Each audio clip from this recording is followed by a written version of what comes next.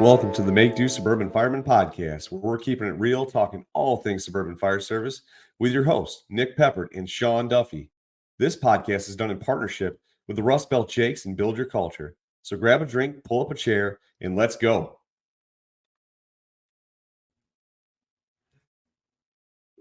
All right, here we go. Episode 52 of the Make Do Suburban Fireman Podcast. I'm your host, Nick Peppard.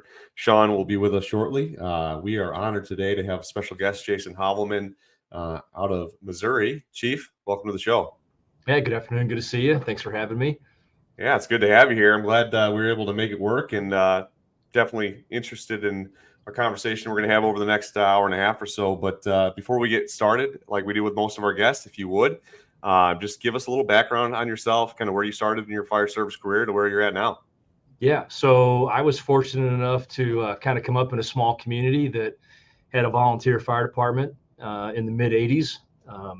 So I've been involved in this almost 40 years, and started as a junior firefighter. Fell in love with it out in Sullivan, Missouri, and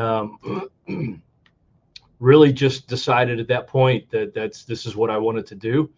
And so right out of high school, got my EMT license, and then shortly thereafter a paramedic. And in 1996, I guess, I got hired at a city not too far from here called Webster Groves, and worked there for 4 years, and then had an opportunity to come up here to Florissant, which is in North St. Louis County, and in 2000, and I've been here ever since. Between my volunteer and my career department, I've had the opportunity to hold just about every position in the fire service. I was a lieutenant and a captain in my volunteer department, assistant chief, fire marshal, which actually did the fire marshal thing part-time at my volunteer department, even while I was career for almost 20 years when I really enjoyed it, and made me a better firefighter. And then where I'm at now, I've been a captain, battalion chief, and now the fire chief. So for almost, I guess I've been the chief here for almost 6 years. So been blessed. I work for a busy department that's had really good leadership, and I inherited an incredible organization with the best firefighters in the country. And they, no offense to anybody else, but I feel that way, and they do an amazing job, and they make a hard job look really easy. And so that's where I'm at now. And I just kind of, my goal is not to sink the ship, and start laying the foundation for the future. And so it's been an exciting ride. Yeah, I love that.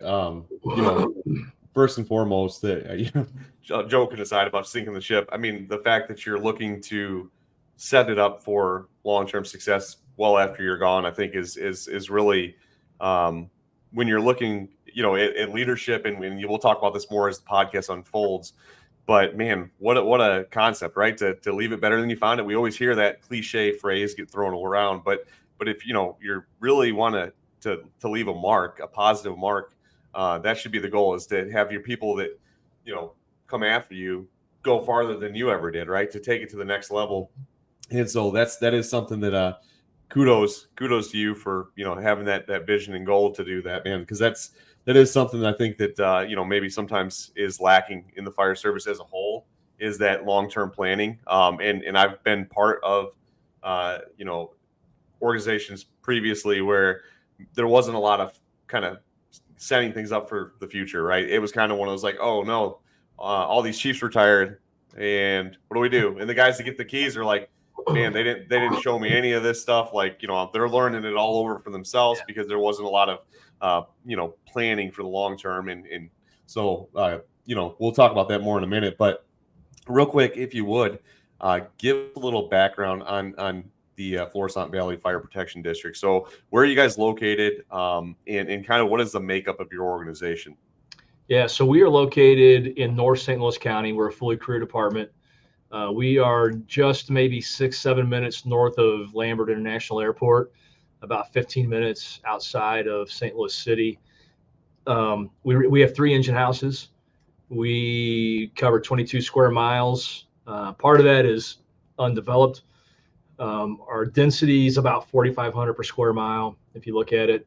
And we have 4 transport ALS ambulances, 2 engines, a Quint, and a battalion chief on duty every day. And this year we are predicting, based on current numbers, about a call volume of 15,250. About 78% of that is EMS. I think last year we went to, 150 working fires, and we stay busy. We are one of the busiest in St. Louis County. I think per capita, maybe first. But it gives us a lot of opportunities to do the job, and which is always fun.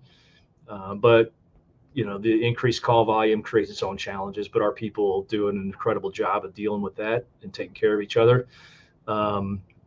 Outside of that, we do have members that are parts of special operations team in St. Louis County. We fully support and fund that. I've got members who are involved in emergency operations. Basically, if there's a segment or part of the emergency services that our people want to get involved in, we try to invest in that and give them an opportunity to show off those skills. But that's kind of who we are and what we do up here.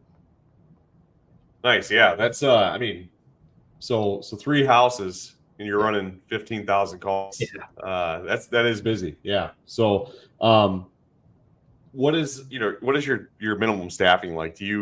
Are you fortunate to have 4 on every rig, or is that something you guys run 3, 2? How does that work for your staffing? If everybody's at work, we'll have 4 on everything. Okay. We run 2 ambulances out of House 1. It's centrally located. Mm-hmm. We're working towards trying to have 4 on our House 1 Quint more often. And we're working on that. In the last 5 years, we've added 10 new positions. We added that 4th ambulance and an inspector. We're looking to add 3 more firefighter paramedics, a public education officer, a full-time training chief, and an assistant chief. We don't have any of those positions currently.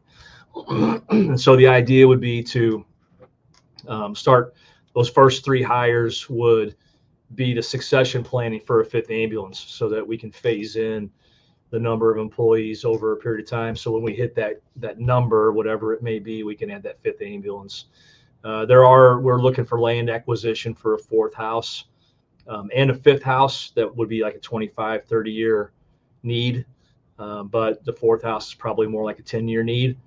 And so we've got trying to accommodate that to try to keep up. We've got call volume growth, but not geographic growth. Yeah, that makes sense. So right now though, you do run 3 on a rig then. So you're kind of, you have some of the St. Louis kind of urban sprawl issues, like a lot of suburban departments, right? You have urban sprawl, but the staffing is still kind of in that suburban category, right? You're not really. We won't go below 3. Right. Never be below 3. And our ambulances are also cross-trained and very competent in suppression. So if there's no victims at a house fire, when we pull up, they get assigned by the company officer to suppression efforts. Nice. Yeah, I love that. And honestly, well, shoot, we're just going to dive in on this.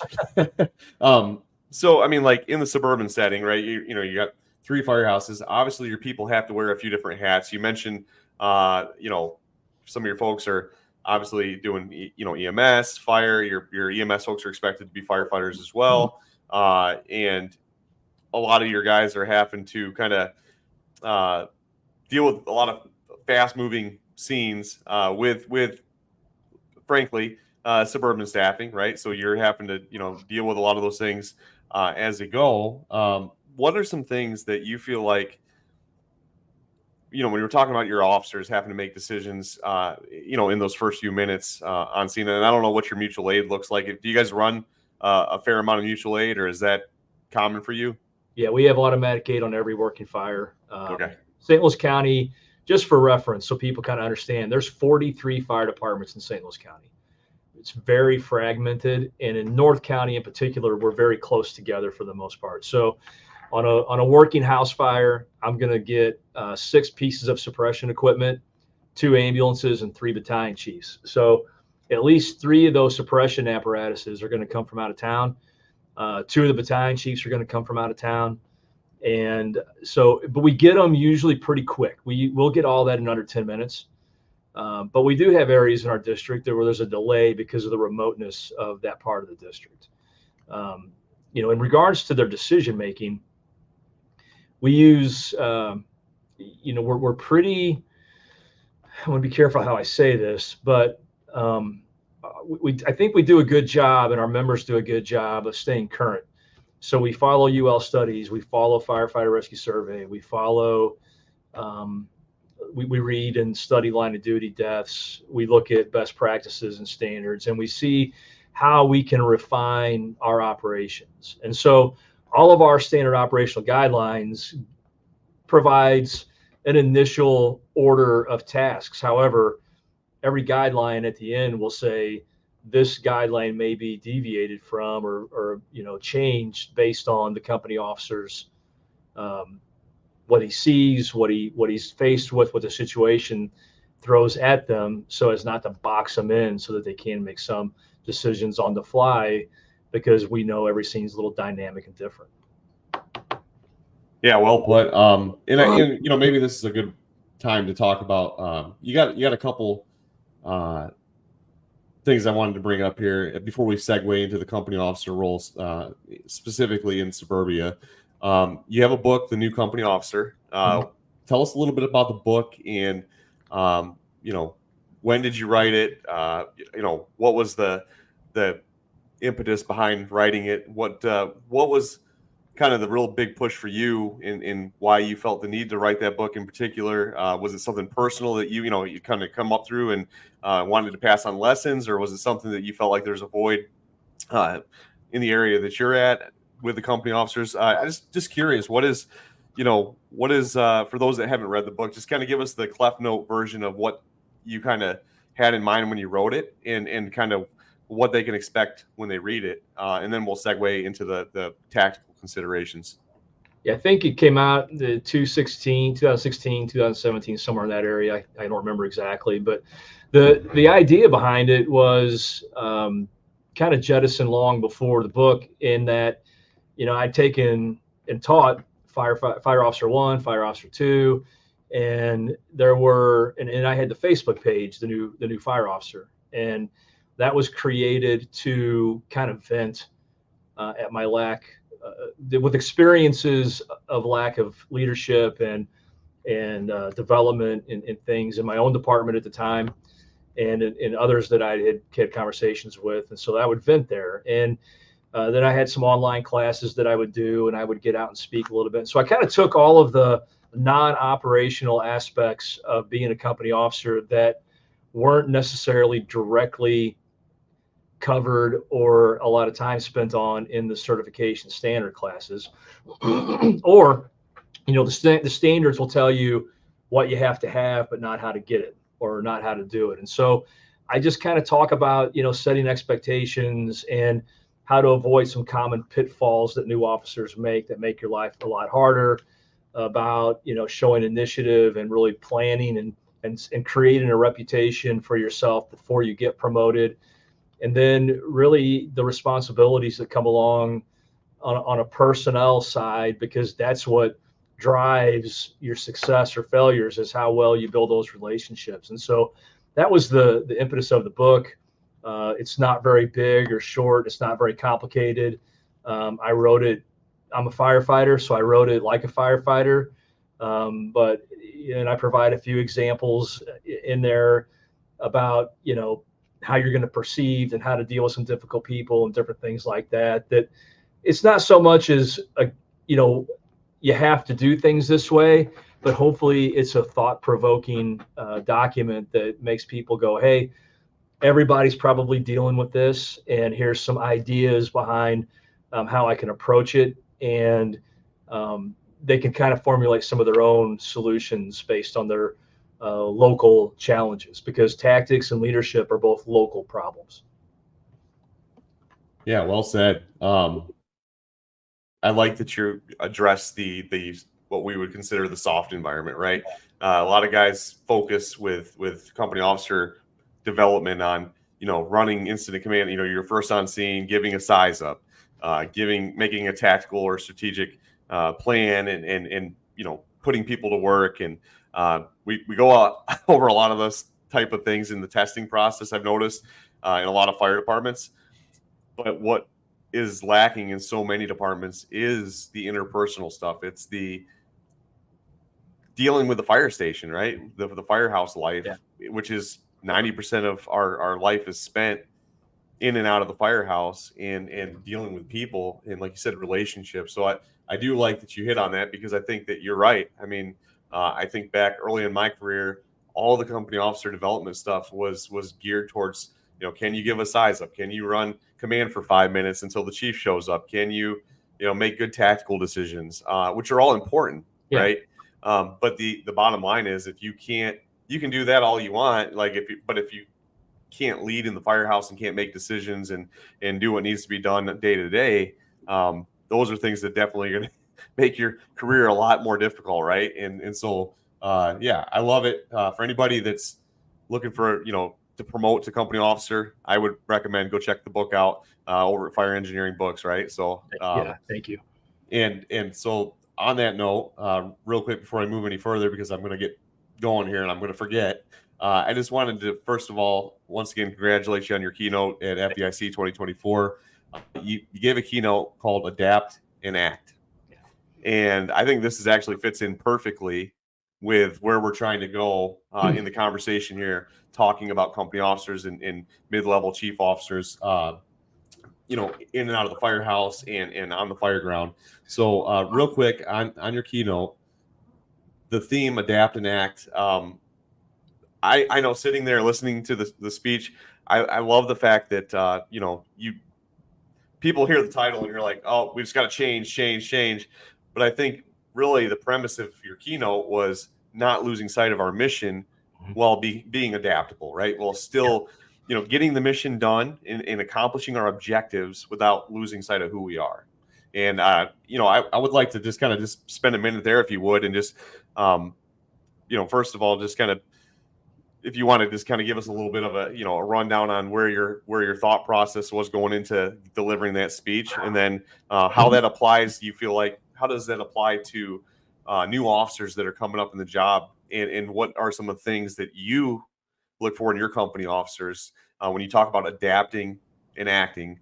What are those things that, when you're making that promotion to that lieutenant or that captain or that battalion chief, a lot of those principles apply, right? A lot of those principles absolutely are necessary to be successful at those levels. Yeah, I think you make a good point. I'm glad that you identified that it wasn't a message to abandon our traditional messaging or even mission. It was to that we sometimes have to be adaptable to complete it and to continue to do it, because although the core of the mission doesn't change, how we go about doing it sometimes has to be adapted to. And it's not necessarily about exterior water or any of those things. But when I look at the fire service and I started to formulate what I wanted to try to convey to the audience, that was, number one, genuine, and that it was authentically me, and then something that was going to be able to kind of stand the test of time and be evergreen, was the fact that throughout the course of our profession, there's always been change, and there's always been adaptations, there's always been improvements, progression, but along with all of those things, there's always been resistance. And in some cases, it's well-founded, but in a lot of cases, there's an old Tom Petty quote that kind of stuck with me all the time. And it's like, as sure as night will follow day, the things I worry about never happen anyway. And sometimes if the fire service and fire service leaders could just step back and go, okay, this is going to be a challenge for us. Society changes, politics change, your bosses change. And what I see so many times, especially for people that are trying to get promoted or trying to get formal leadership positions in organizations, they hit an obstacle and they just throw their hands up in the air and they start casting blame to everybody else. And I think that we can look back at a lot of different things in the fire service in general and cast blame. People blame EMS, people blame education, people blame PR. They for whatever ills they have in their organization, instead of finding ways to adapt and recognize what's coming and what the communities expect from us, we're never, ever going to vary or abandon the core mission, which is life and property. That's never going to change. And there's all different levels of that adaptation. There's adaptation at the bottom. We're hiring people today that have less and fewer life skills, but more education. That's in stark contrast to what our fire service looked like when I got in. We had more life skills people and less education. We have people who have never been exposed to how to change an electrical outlet, how to identify a problem with an HVAC system. On the same side of that is we have people who are really super smart and know how to research because they've done it their whole life, because it's been so easy for them. When we were students, how do we research things? You remember? We didn't have Google. We didn't have Edge. I had an old set of encyclopedias that were probably 10 years old because we didn't have enough money to buy the newest version of them. And that's where all of my research came from. Or in the fire service, you waited for months to get the call that happened in January printed into fire engineering in April or whatever it was. And so we didn't have the ability to research in the kind of time frame that our new members have, and they're really good at it. They know how to use references and how to find things and how to search. And so I also think that communities are changing. I've met with stakeholders to find out what expectations of our fire department are, and it's really not what we think. They of course want us to be competent and they want us to save lives and do all those things, but what they really want is a partner in the fire in the community. They want visibility of their leadership. I was flat out told and questioned why I didn't belong to Rotary, and it's like, well, that was never in my job description. I don't know, so but all of those demands require a level of adaptability that doesn't compromise getting into searchable space and making saves and being able to pull a hose line and refining that task to a point to where you can't get it wrong, and that you can adapt when the stretch is short or when the stretch is long or when it comes off gross and nasty, knowing that instead of fighting it, you pull a second line. I mean, there's just all of these things that I think education is something that, and you talk about, before we came on, you said, if I find a rabbit hole, and academia is a rabbit hole for me. Send it. I don't think that you have to have a degree to be a great officer. I don't think you have to have that. I also don't think that you have to have 20 years of experience to be a great chief. I think that there's a combination of things that have to come together to create the kinds of chiefs and leaders we want in our organization. I do believe, though, that as we move through our eras and we try to meet the needs of our communities, I do think that academics is going to play a larger role, and it should. However, with that being said, where I have a problem and where I worry is that we have so many strong, what I call practitioners, the people that are like hands-on, they're company officer level and below, some battalion chiefs, depending on the organization, that operationally you can't touch them. They're just so, they're the ones that you and I look up to and that we read and that we study. And there's people that emulate that. The problem is that the county managers, the city managers, the commissions, the boards, the hiring firms are not changing the requirements for chief officers. They're not lowering them. They're not saying, oh, you guys have kicked and screamed long enough that you don't want paper chiefs and propeller heads running your departments. Those things aren't changing. And a lot of it has to do with we're compensating our chiefs a lot better. We're compensating our people a lot better. It's looking like a profession. So we have to have, in my opinion, we have to have these operational studs. And I don't mean that in a gender specific way. Okay. Just the people that are killing it operationally, we have to entice them to get the academics to be the fire chiefs that our people need, so that we don't have to struggle through poor leadership because no one was willing to just go, okay, I'm going to suck it up. And I look at a guy like Gabe Angemi. I don't know if you know Gabe from Camden, New Jersey. He just published his dissertation. Have you read that? I have not read it, but I did see that he had put it out there for folks to read. Gabe is as hardcore firefighter as you're going to find. All Yeah. right. He's also a gentle soul. If you ever get to meet him, he's an amazing human being. But Gabe is a perfect example of, I hope that someday, if he wants, that he's a fire chief somewhere. He's got all of the Camden scars and bumps and bruises from being a captain there, but he's also he set a really good example for the fire service that you can take all of that. And now Gabe's a very bright guy, obviously, because of what he's accomplished. But I think most people have the capacity to do that. And he got his master's, then he just finished his doctoral, and his dissertation is really good. I've not read all of it, but I'm going through it, and I think we need more people like that to go, I'm going to do that for the fire service. And I'll go one step further. I think that leadership organizations, the IAFF, the IAFC, you name it, needs to create pathways. And this is somewhat selfish of me, but I see the void in municipal leadership that puts public safety kind of off to the side because they don't provide any revenue and they're a huge expense.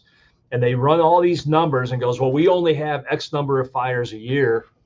But the problem is when they have one, it's catastrophic, right? And there's all kinds of problems. That I think that these leadership groups should start working on pathways. And we're starting to see it a little bit for accomplished and qualified fire chiefs who understand the mission, who understand the operations of our business, and understand that victims first is not negotiable, nor can a number or statistic be put on it to reduce the importance of it, to put them into city manager positions, put them into county manager positions, so that it better protects the fire service, which in turn better protects public safety in general and better protects the public. And that's only going to happen when we are able to match up academics with operations and accept it and have more people move in that direction, so that we can get a very broad attack, if you will, on how we protect our cities. Because we know and have seen city managers say that,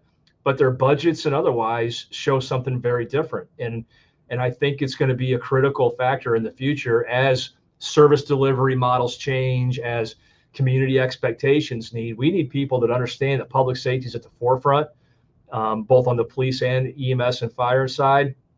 And that if we can get more Adam Thiels in the world in Philadelphia, for example, the better our organizations and our profession is going to be. So there's part of my rabbit hole.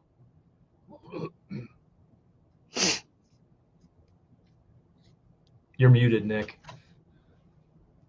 I was bringing Sean on and I forgot to unmute myself. Yeah. What's up, Sean? Hey, how's it going? Hey, Sean. Good to see you. Hey, yeah, sorry. No, it's all good. But, to your point, Chief, there is this kind of almost headbutting between academia, folks that are proponents of higher education in the fire service and those that are like, oh, we don't need all that stuff, right? And I think you're absolutely spot on that there has to be kind of, the way that I think I heard Brian Brush say at one time is that, what is it? The warrior scholar or whatever, that he likes to use that phraseology. And really, I mean, that is what we need, right? We need blue collar guys that understand the job inside and out and understand the mission. Also taking the needed steps to get in positions of leadership, get in positions where we can push the industry forward. And that requires, like you brought up several good examples. Gabe is one of them, of taking the time to put in the work to get to that place where, hey, you know what? You've got both sides of the coin, right? You've got the, the learning and the education and the knowledge, but you've also coupled that with years of street experience, practicing the craft. And man, what a potent combination when you can take somebody who has cut their teeth in the streets, right? Who's put in the work and, training and going to fires and running calls and doing all this stuff, at the firefighter, the company officer level, mid-level chiefs, but then they progress and they don't just stop there. They progress and continue to get training and education and put themselves in a position to move up and to be able to articulate our needs to the commission boards, to mayors and state representatives and all these interest groups, right? Because let's be honest, like the fire service is very dependent on support from the community and from our legislators and county commissioners. I mean, all these different layers of government absolutely do impact us. And to your point, I mean, that is something that if you can't articulate your needs, right, if you can't justify what you're trying to do, I mean, it doesn't matter how blue collar you are, if you can't have an educated conversation and make it make sense for them, right? And I think like that's what people forget is we get it. We sit at the table and we can have a conversation because we've come up in this business doing this job, right? But for the people that have never stepped foot, maybe other than a photo op or a PR thing inside a firehouse, that have never ran a call, that never been on a fire engine, right? There is a certain level of like making it make sense to them, right? For the bean counters out there, for the people that are making decisions, they got to know, what the mission is all about. Number one, and number two, why we need, you look at the cost of apparatus right now and the cost of personnel. I mean, that alone, those two things are astronomical price tags on them. And so being able to kind of give the why to those people, like, this is why we need to spend $1 million on a fire truck. This is why we need to, pay our people more. This is why we need funding for this project or these tools, right? That takes a little bit of, understanding of how the overall system works. And I think it takes a little bit of, like you said, I mean, they're paying us more than they've ever paid in the, previously. And I'm not saying that by any stretch that firefighters get paid a lot of money. It's not enough still, but it's getting better. Right.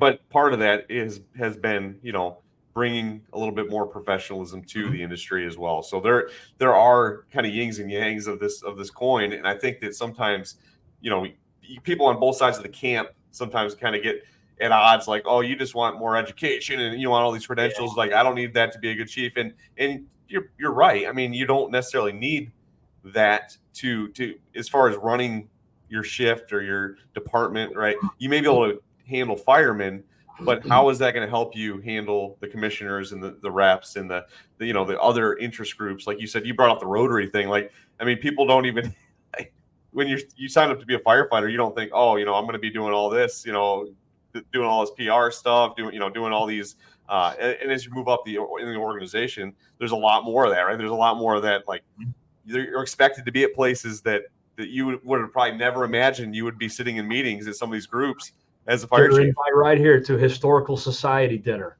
to your point, you have to be able to get a seat at the table. You have to get a seat at the table. If you can't get a seat, you can't even start to have a conversation. And then you just have to be able to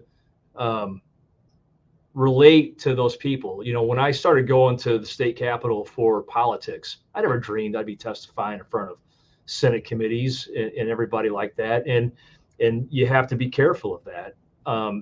Like I said, you don't have to have one. You don't have to have a degree. But I think the future of our organizations, again, is broader than just getting chiefs that are operational. But I really believe strongly, and I don't know that it'll happen in my timeline, is that there's a focus on getting the kind of people we're talking about educated so that they can be city managers, county commissioners, the people that are directly overseeing our departments, especially on the municipal level, because I see those as some of the bigger problems. Fire districts, it depends on where it is, fire authorities, but man, if we can get people to get up to those levels to take care of public safety, what an amazing profession we would have, and how much better the community and our people would be taken care of. Yeah, absolutely. Let me ask your thought process on this. What does it take to bridge that gap? in the fire service? What does it take for us to get people that are hard charging, the guys in the trenches to, I know we have isolated examples of guys that truly do care, that move up. I mean, I think your case in point. I mean, there's other guys I can think of that are, as fire chiefs that are plugged in and engaged in the fire service as a whole, not just their little corner of the fire service. But what does it take to, to really successfully blend the training, the education, and the mission, and make it all work? In your opinion, what are some things that we can do as we move forward to kind of help get guys, that are, like I said, I mean, there's so many great guys out there, so many great guys and gals that are hard charging, that are in the trenches, that are hands-on. I mean, the folks that you want in battle, right? The folks that you want if someone's trapped in the building, the folks you want, if you need to cut a hole in the roof or put a fire out, extricate someone. I mean, that is 100% absolutely needed. But it seems like a lot of those folks don't make the leap, right? There's almost this stigma, like if I cross that lane, if I get into the chief stuff here and I start going down the education route, like I lose some of my badassery, if you will. I lose some of my status in the streets, my street cred, I guess you could say. There is a little bit of that stigma. So, for the guys that have done it, how do you recommend people kind of look at the two sides of the coin, and what are some things that, as an industry that we should be focused on to help guys understand that, like, you got to have people at those levels? I think that you've been talking about it for a few minutes. Chief Rhodes hit it on it at FDIC this past year. We need people getting up into those, the NFPAs and the ISOs and all these different groups that are kind of driving the fire service. We need people that get the job, that understand the mission to get in there. And it was kind of his rallying cry. And your keynote, I think, kind of catapulted on that same mindset as like, listen, adapt and act, right? We have to be able to be adaptable and then take action to get where we want to be as a fire service. But for those that are listening, I think sometimes, like I said, people put this wall up in their mind of like, once you cross that line, man, you put the bugles on, like, it's over. Like, you're somehow in this like weird, like no man's land over here. And, and I think that it doesn't have to be that way. I really believe that it shouldn't be one or the other. I don't think it should be like, oh, you got to pick the education route, the leadership route, or you got to stay hardcore on the tactical route. I think that there absolutely can and should be a blending of those two sides of our coin. I think one of the problems, and Sean mentions it in this chat here real quick about, the detachment from people that make the transition. And I think there's a hesitancy because we've all witnessed that poor chief, the one that completely removes him or herself from the floor, completely disregards all of the things that they believed beforehand. But I feel like, and so I'm kind of surprised I've been in this business as long as I have been. 28 years went quick, but I still don't feel like a 28-year person, if that makes any sense. So I think where we need to bridge the gap is to say, hey, in what I've tried to do, it's okay to make the jump and to take all of your passion and all of your enthusiasm and all of your operational expertise to the other side and redefine that position. It doesn't have to be what the last person was. It doesn't have to be what the neighboring department is. And you get to take risks that are different, but still as impactful, that are going to benefit the people on the floor still running in the buildings and crossing thresholds. And I think that we've so stigmatized the fact that coming off the truck sucks, that going into the office sucks, 40-hour shifts are terrible. We've made it so unpopular and unattractive, I think, in some cases, that the wrong people go for it. I say the wrong people. The ones that we would like to see take those positions, like a Scott Thompson, right? I mean, he's and I may be getting ahead of myself here, but he's been called America's fire chief or something. I don't know, but he's dialed in. The guy thinks operationally. I like to think I do, and I think there's more of us either coming into these positions or that are close to them. You look at what Brian Brush is doing. I think he's been a catalyst to say, hey, maybe we need to consider this a little bit because of the research he did, right? And I think if we have more people pursue those types of educational opportunities and research some of the issues that we're facing, that you can apply to the fire service. Don't research BS stuff that just gets you a degree. That was something we can actually apply. But I think when I look at my experience in my local area, when I've seen chiefs struggle or be unpopular or ineffective, it's because someone else didn't take it that maybe could have or should have. And it's because, let's face it, we got into this job to go into burning buildings, at least those of us that like it. We all know firefighters that got on it for the schedule, and that's another conversation for another day. But my group, we're getting ready to take applications started Monday, and my members created a video. I don't know if you saw it on Facebook, for like a recruitment video. And it's got some amazing helmet camera footage and everything else. And they showed it to me to approve to post it. And I said, the only thing I want to do is go back to the truck. I said, I'm ready. Makes me want to go back to the truck. But at the same time, to bridge the gap, it took me a while, but I do understand that there's other people that can carry that mantle and deserve to carry that mantle. There's other people in my organization that deserve the opportunity to be a hard charger. There's other people in my organization that deserve to be the operational influencer, based on the things that we all believe in our mission.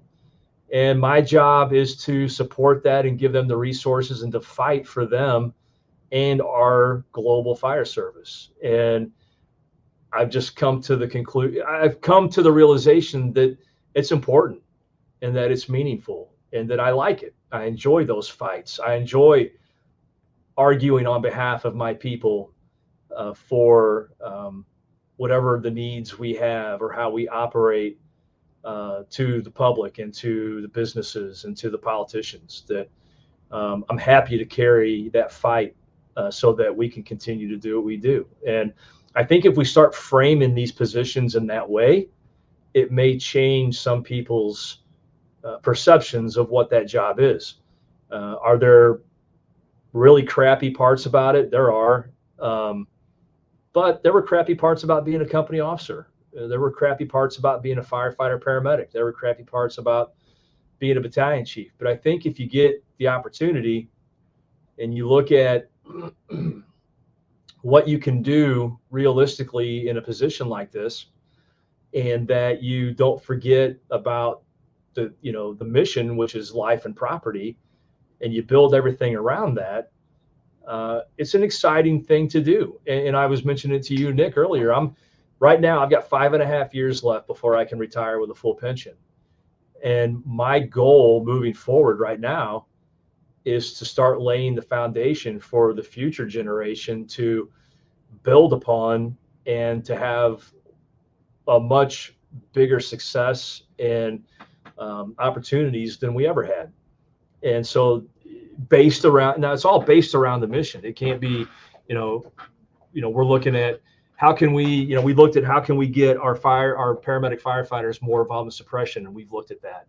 The video in the keynote shows a good example of that. And how can we, I've got, I think, 7 people at Water in the Fire conference down in Florida this week, 6 or 7.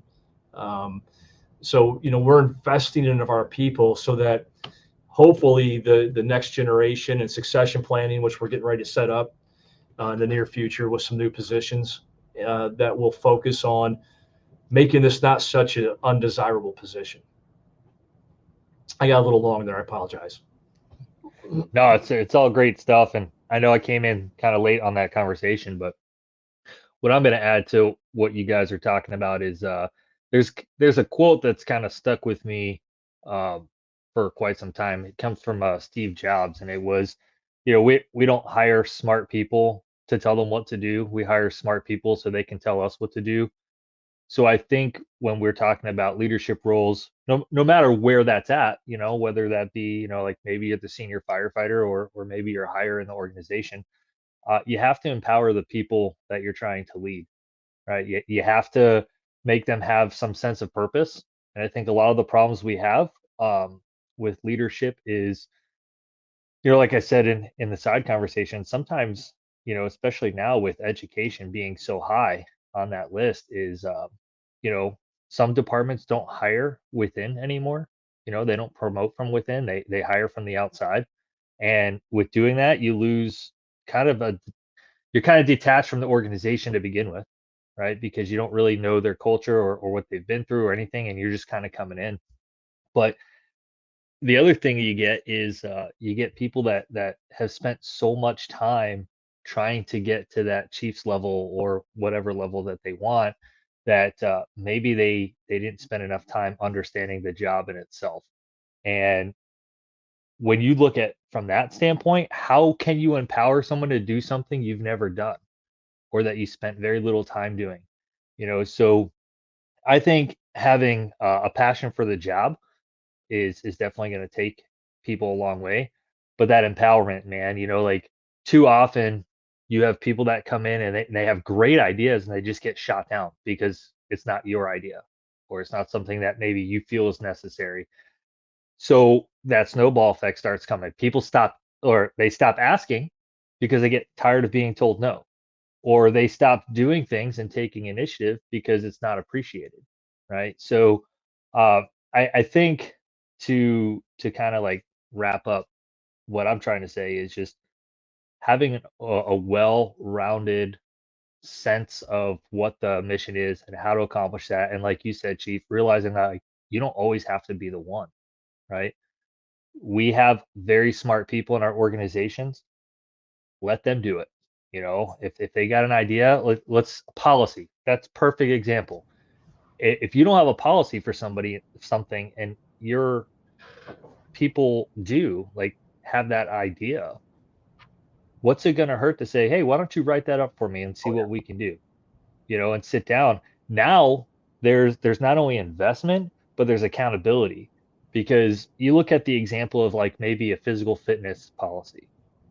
The person who sat down, took the time to write that, if it gets enacted, they can no longer fall back on anything because there's that accountability to say, well, you wrote this, right? So let's say in that policy it says every year you have to pass this test, otherwise you'll face, disciplinary action or whatever that looks like. If that happens to that person, right, they can't be like, well, I don't agree with this. So it kind of puts the ball back on everybody and like levels the playing field, so to speak. Now everybody's got a say in what's happening. And I think that's how great organizations are built, is just understanding like people have many talents. Who are those people? Who's the best person for the job? And, like education does matter. Don't get me wrong, but I will take a hardworking individual with passion over a degree any day. Oh, sure. Yeah. Yeah. We're lucky in that the people I get to work for here are, first off, we've got a saying here that there's no hierarchy for good ideas. So it doesn't matter where the good idea comes from. If it's a good idea, if you walked in the day in, 2 weeks ago, if you walked in the door 2 weeks ago and it's a good idea, we're going to do it. The other part of that is, and you have to invest in your people. And, my shop steward and I, we were talking a few weeks ago about, we do things a little bit different here, mostly because of the people that work here allow us to do it.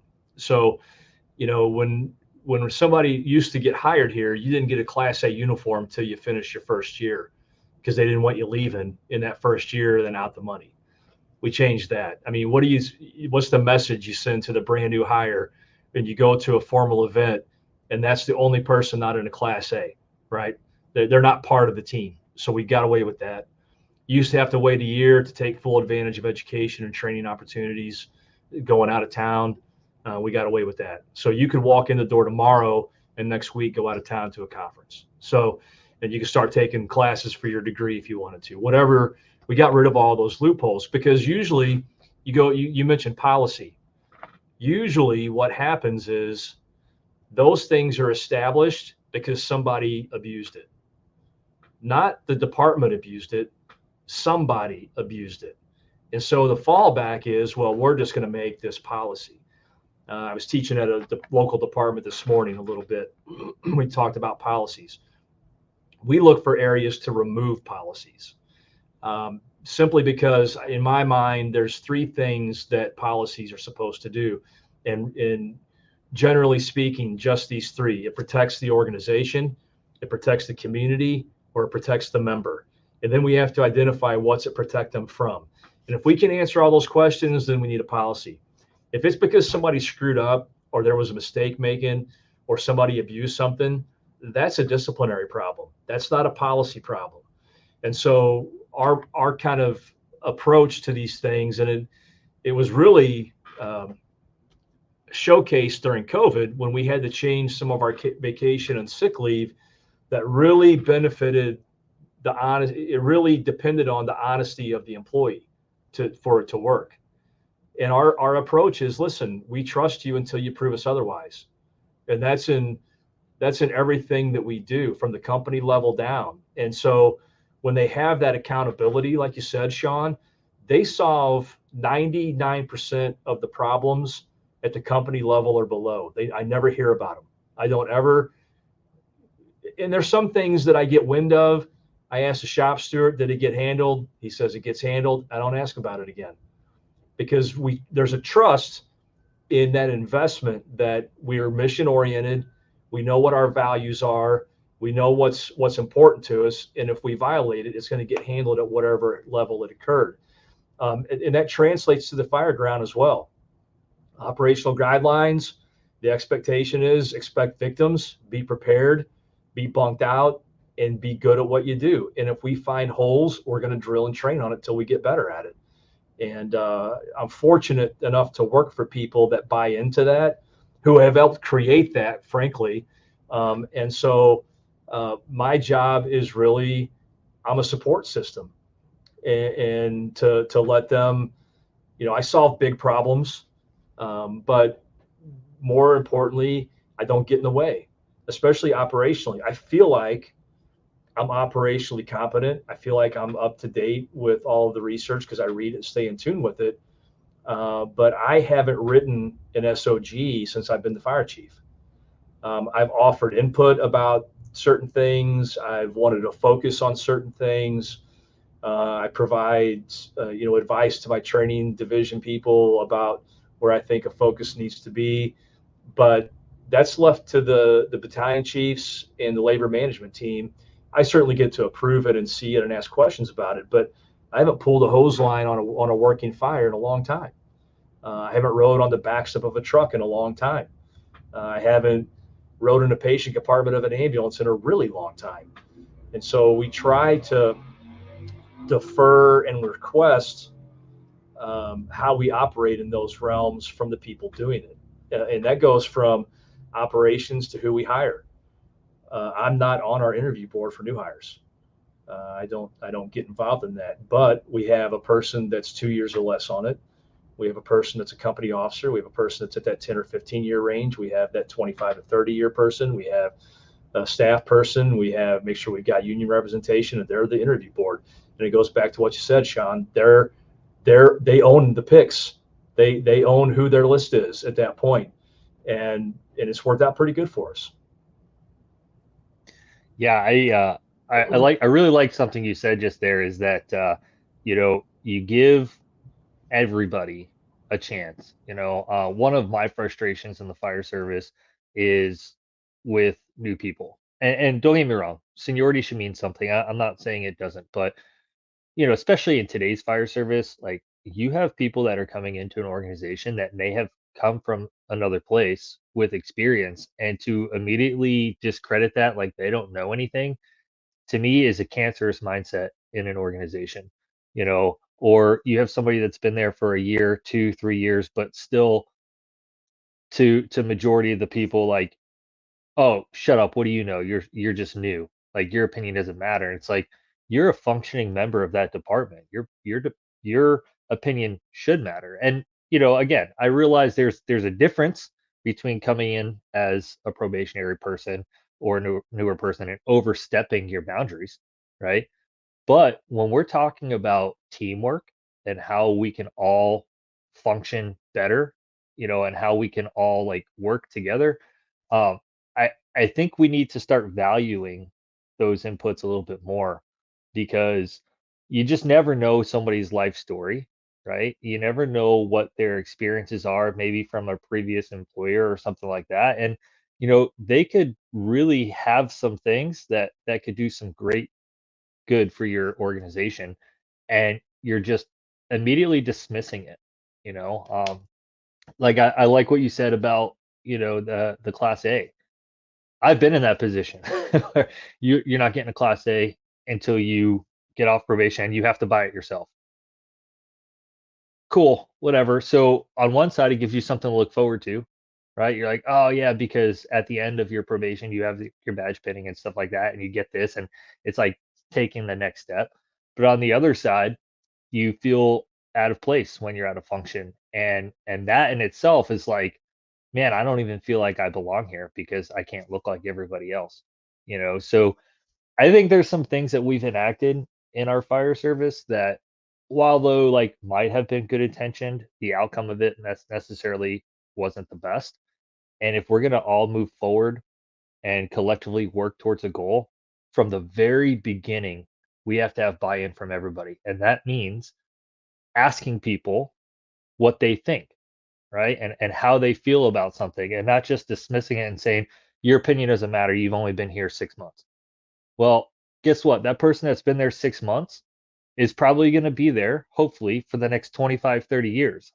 They are going to be there long before you're gone. So you're initially telling them, your opinion doesn't matter, shut up. And then you're going to do whatever it is that you do, and then you're going to disappear. And now it's their problem to fix again anyway. So why not just get ahead of it and make sure that we're doing the things that we should be doing from the very beginning, and we're including everybody along the way. And that goes back to that empowerment thing, right? Like making sure to tell everybody, like, hey, if you have a great idea, I want to know about it. Right? It shouldn't matter who it comes from.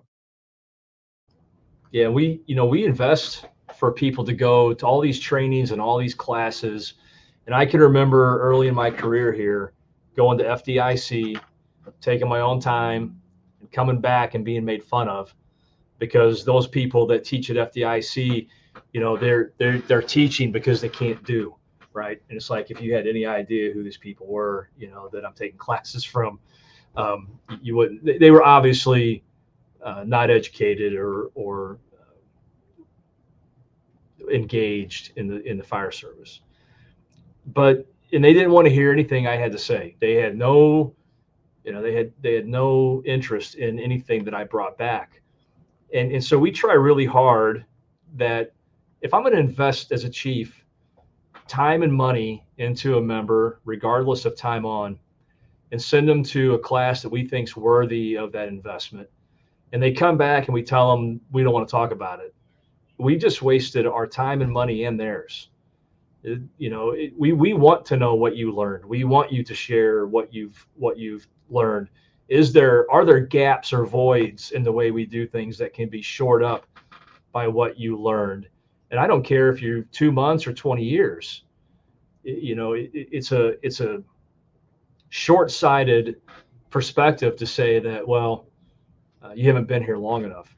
I mean, a 6-month person, Sean, may have a really fresh perspective on what we're used to, but maybe needs a little bit of adjustment.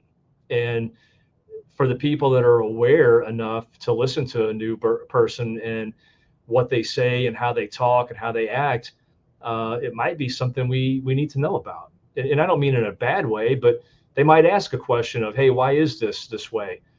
Well, it's been like that for 20 years. I don't know. Have you got a different idea? Well, yeah, I took this class and they said this.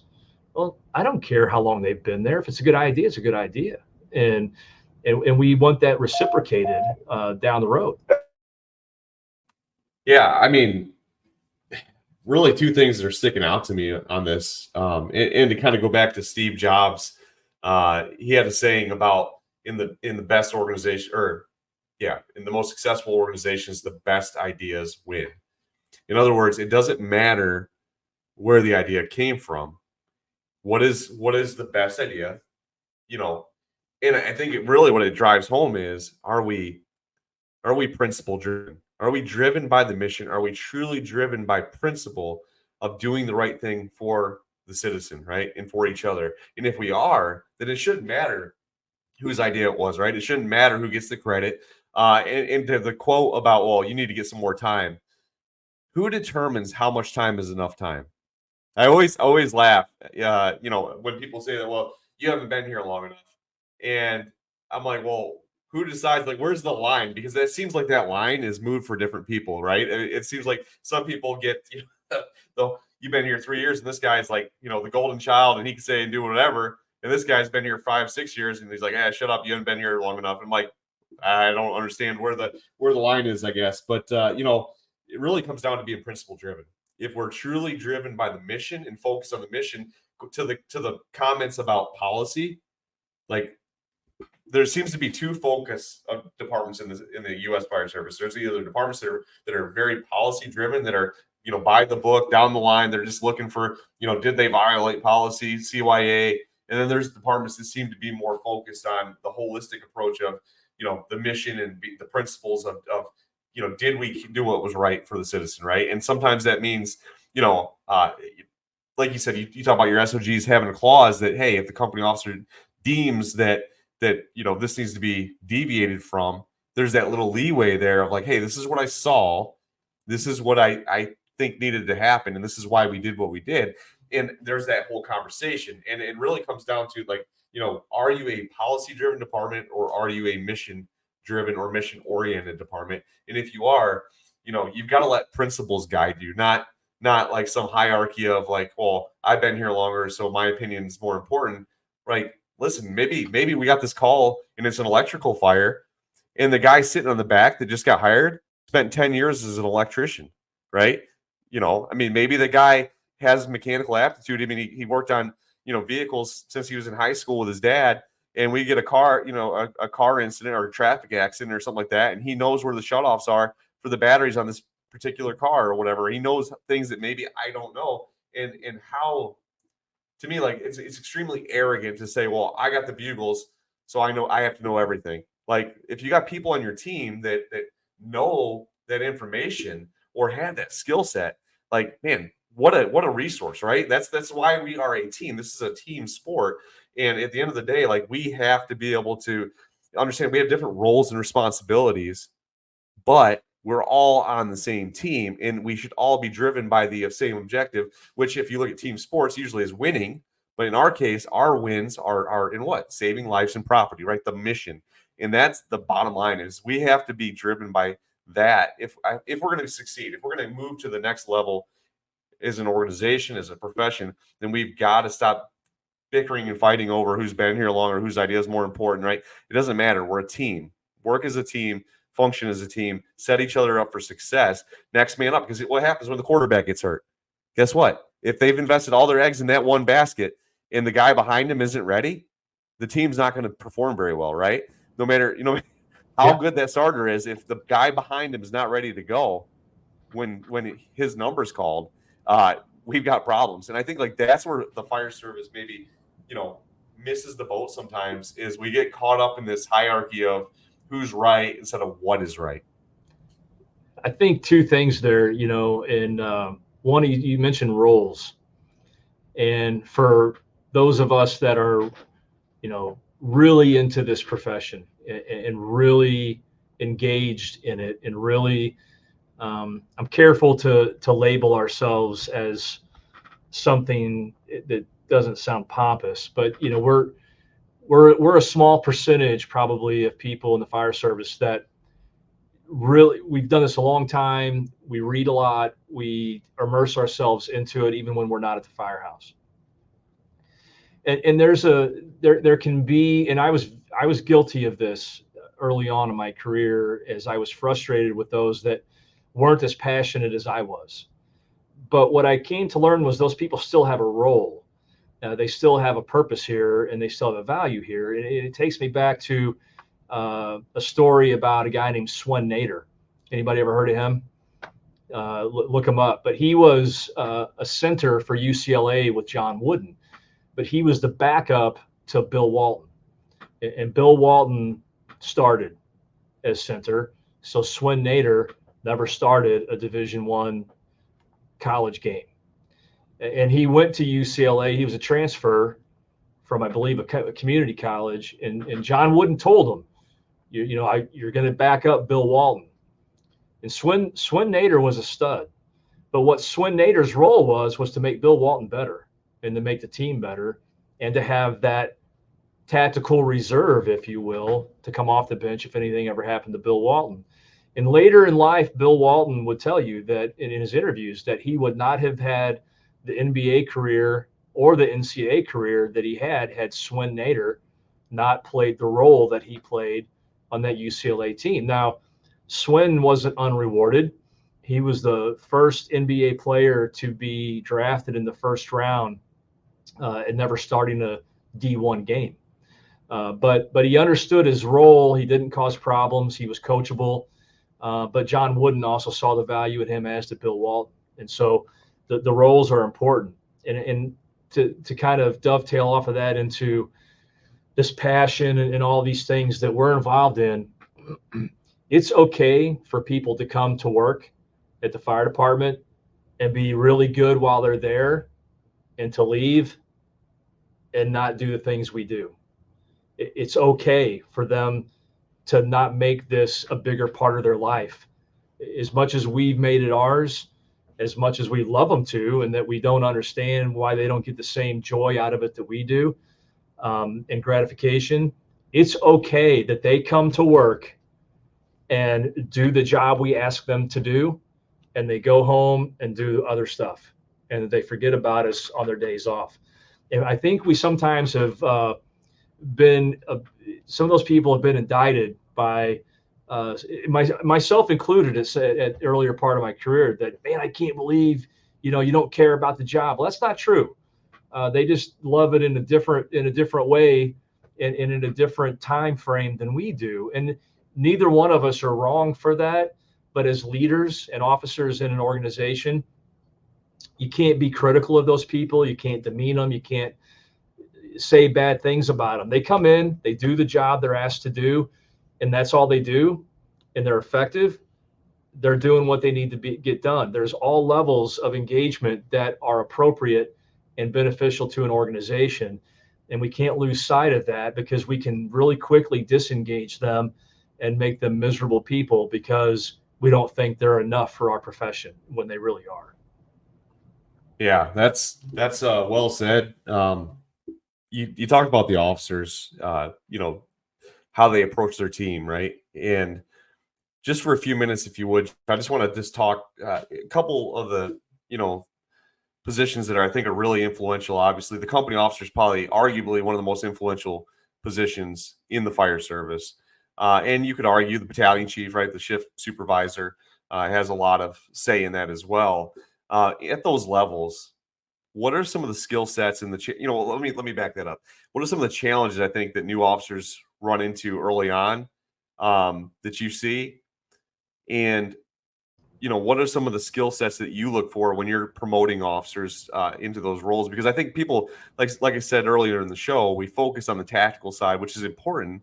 They've got to be competent, firefighters and be able to do the job, and they're going to be right there with their people doing it. So they got to be able to understand those roles. But what are some of the things that, from the station life, the ins and outs of understanding your people, leadership, things like that you look for in new company officers, and I guess the looking at it from the challenges that they run into, the early on, the bumps in the road that a lot of new officers run into, and how to maybe miss some of those potholes, right? How do we avoid some of those issues? So over the years, I've changed my answer to this a little bit, but I think a few things immediately come to mind. One is that the one thing I have learned and I've witnessed is you cannot lead others if you can't lead yourself.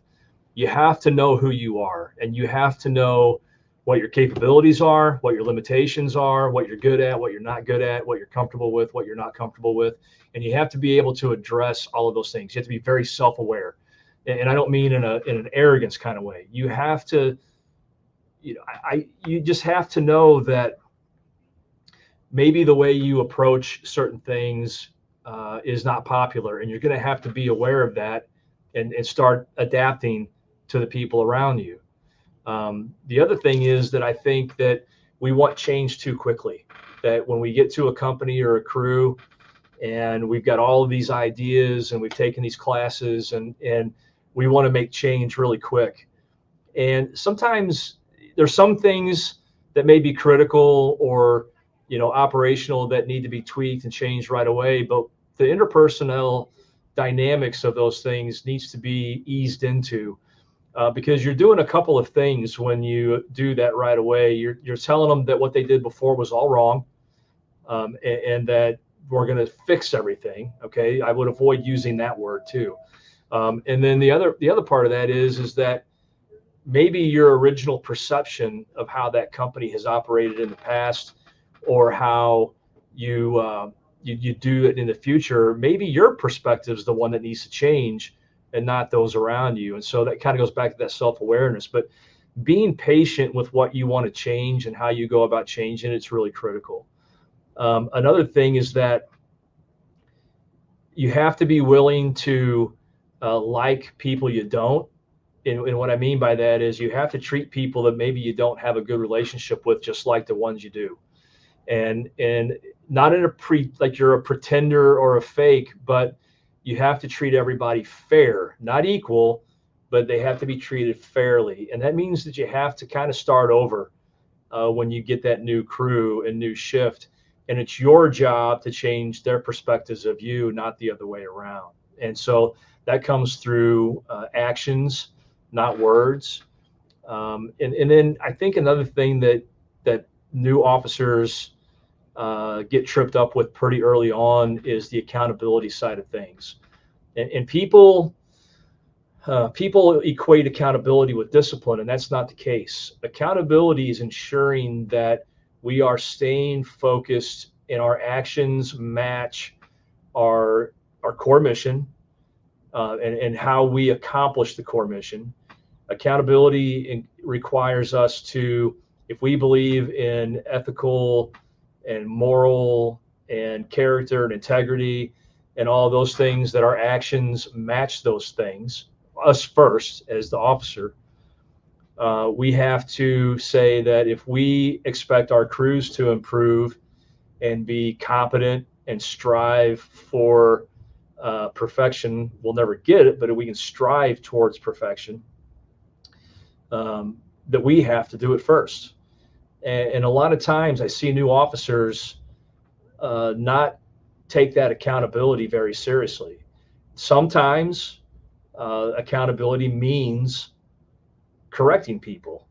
Sometimes accountability means, a verbal reprimand. Sometimes accountability means making somebody do a drill again. One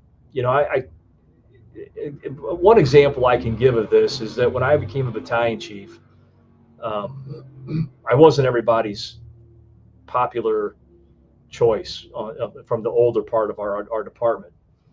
And we had been doing ice rescue drills that winter in that first year of mine. And I had one captain who wasn't crazy about me as a training officer before that and different things. And so he took a vacation day the day his house was doing the ice training. And so when he came back on shift, I didn't put it on the schedule, but I called him down and we did ice training so that he wouldn't miss. But I was the victim. He had to come get me out of the water. So it brought accountability that, hey, listen, I appreciate you're a senior member, but you're a captain of an engine company and you have to set the example. But in doing so, I'm going to help you. Okay. And did it make him feel any better about it? No. But it just gave that accountability that had been reinforced in me by mentors and other officers, that you can't make your people do it alone. And sometimes holding people accountable is not fun or easy, but what it does is it sets the standard, and it lets everybody else know that is doing it right, that the ones that don't are going to be held accountable to that, so they don't get away with it. And those are probably the biggest challenges new officers are going to face. I'm sure there's others, but those are the ones that come to mind that I see happen probably most frequently. Yeah, with that, Chief, I think it's important to kind of take note of what you say and what you do will have a direct impact for a long time, right? So again, going back to like a newer person, of course they don't want to come in and like they want to be good, right? They want their officer to like them, they want their crew to like them, they want all of those things. We often wonder why we have some problems that we do in our organizations, and how often do we have that accountability to realize like, hey, maybe it's because of who we put in those positions, right?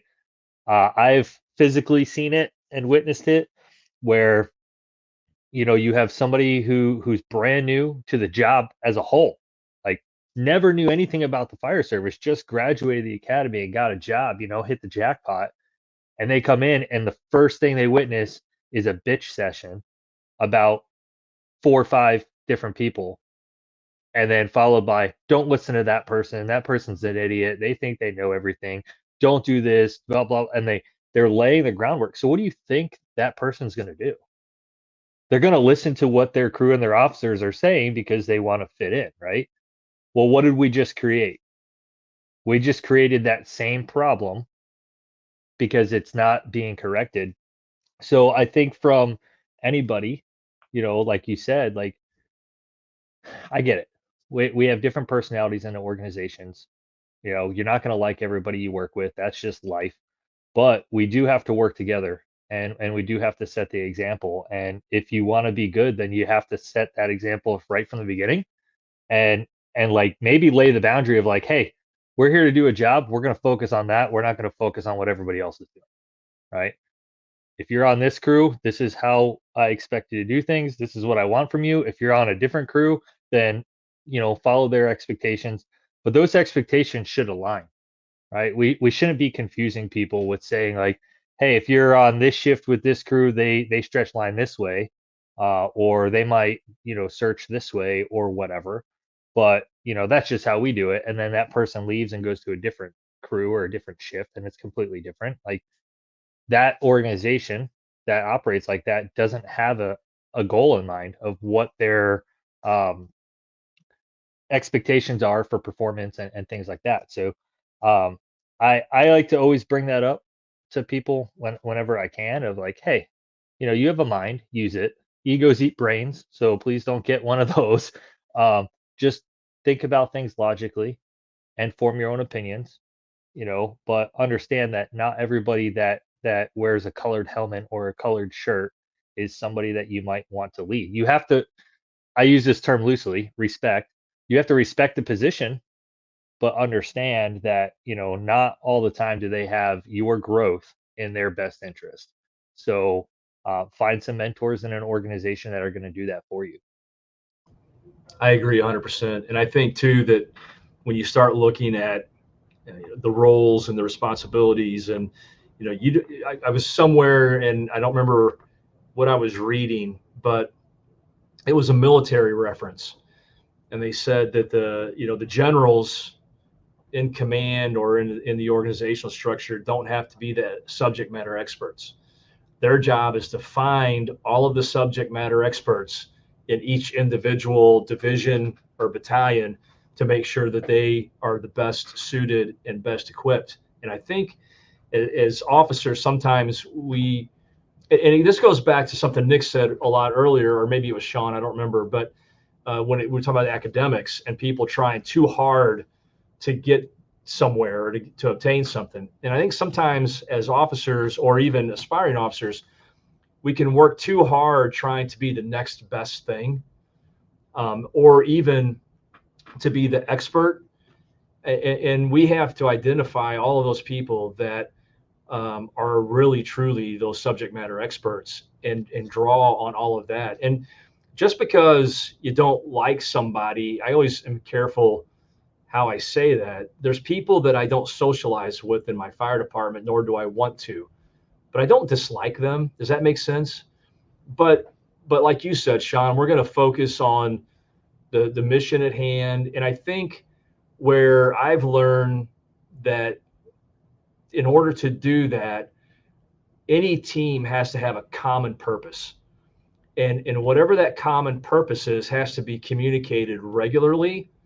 And it can't be just window dressing. It has to be substantive, and it has to be explained and demonstrated that, hey, what you did on that call the other day, that was part of our common purpose. That's our mission. That is, that's what we do as an organization. That's what we do as a company. And that's what's important to us. Hey, this hose bed looks jacked up this morning. We're going to pull it off and repack it, because the common purpose is not right now, maybe, but when we get a call in 6 or 12 hours and we need that hose line deployed perfectly, the way it looks right now, it's not likely to happen. And because we need to deploy it purposely to facilitate the search, we're going to undo it now and repack it now, so that when it does happen, we don't have any impediments. And so that common purpose put into everything that we do and how we operate and the reasons behind we do the things we do helps facilitate that teamwork and the buy-in to, hey, yeah, even though I may not like him personally, we're all on the same team here, moving towards the same purpose and goals. You know, what popped into my mind when you're talking about that, Chief, is performance over personalities, right? Purpose over the politics. At the end of the day, when it's, whether you like someone or not, you're on the same team. You may not be BFFs, you may not be going to all the outings together, but you're on the same team and you have a common purpose. And that common purpose is to perform at a high level for the citizens, right?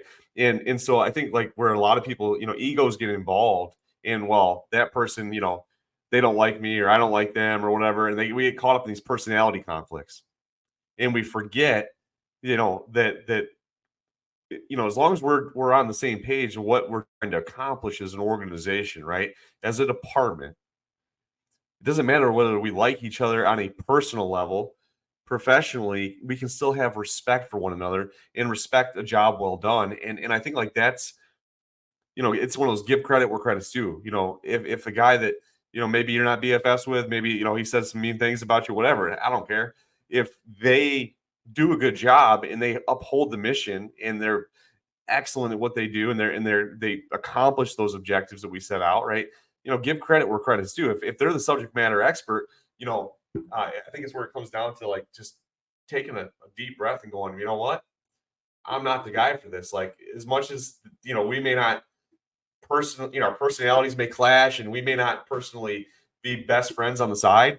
If that person is better fit to do that role, again, back to the roles on the team, right? We all have different roles. Everybody can't be the quarterback. Everybody can't be the coach, right? There's different roles for a reason. I think, like, that's what is kind of gets lost in translation, right? That's what we kind of forget sometimes is, like, we're all collectively coming together under one roof. You put 100 people in an organization under the same roof, you're going to have 100 different opinions on how things should be done. And the bottom line is, like, someone's got to make decisions, right? Someone's got to be accountable. Someone, there's got to be some structure. It can't be pure anarchy. And so no matter what you do as a new company officer or a chief or whatever, if you're in a position of any kind of influence or leadership, everybody's not always going to agree with you. Everybody's not going to like you. Everybody's not going to like your decisions. But I think if you can stand behind, I'm doing this for the mission, for the, for our purpose that we have outlined as an organization, this is my motivation. You can stand by that all day long. You can sleep well at night knowing that you did what was in the best interest of your community and of your people. And I think, like, that's where, I'll be honest, one of the pitfalls I see a lot of company officers, they want to be liked. They're so worried about what other, people think of them, other officers, other chiefs, and they get so caught up in trying to play the popularity game that they forget that it's you got to check the personality at the door, man. It's about the mission. It's about our purpose as an organization, why we exist. and just do the best job that you can, and let the chips, the chips are going to fall where they fall. I mean, at the end of the day, there's some things that you can control, and there's some things that you cannot control. And I think like that is so hard for a lot of people in the organization, even at the firefighter level. We sit around and Sean, you talked about it, sit around the kitchen table like, oh, that was stupid, or don't listen to that person, blah, blah, blah. We go on this whole session of like negative, we have all the answers, right? We have all the answers, but everybody else is doing it wrong. We are doing it right. If they would just let us do it, we would fix it, right? Those conversations happen across the country, all over the place. But the bottom line is this, right? I think we got to remember why we're here. We have to remember why we exist. And for the love of God, man, like just understand, like you gotta look at performance over personalities, man. You gotta look at, what are we trying to accomplish? Are we working together as a team? I don't know if you've like watched documentaries a lot, Chief, but did you watch the 90s Bulls documentary, Michael Jordan, and talk about some of those guys hated each other. They were like, yeah, like butted heads quite a bit. But Steve Kerr and Jordan didn't get along, right? But Jordan gave him that shot to win that game. Yeah. I mean, and that's, man, what a beautiful example though for people that, if you haven't watched The Last Dance, I don't care if you're a sports fan or not. There's so many great team and leadership principles in that documentary of overcoming adversity, right? Personality conflicts. You don't think there were some big personalities on that team? Look at Rodman, Jordan, Pippen, Steve. I mean, all these guys. You got all these, macho men, like, back in the 90s, man, like those guys are throwing elbows. Those are big dudes. And I mean, it is a different game back then. And to be successful at the level they were successful, I think really is a testament of overcoming their personality conflicts, overcoming, some of the egos and focusing on performance, focusing on their purpose, right? And that's what led to the success that they had. Did they have talent? Yes. But if all the talent in the world, if they didn't put it all together and work as a team to accomplish those objectives, they would have never got there. And I know that that's not the fire service, but it absolutely applies to the fire service. I look at Phil Jackson and how he handled Rodman and how the team were like, he's like, where's Dennis? He'll be back in a couple days. And the team was like, okay, you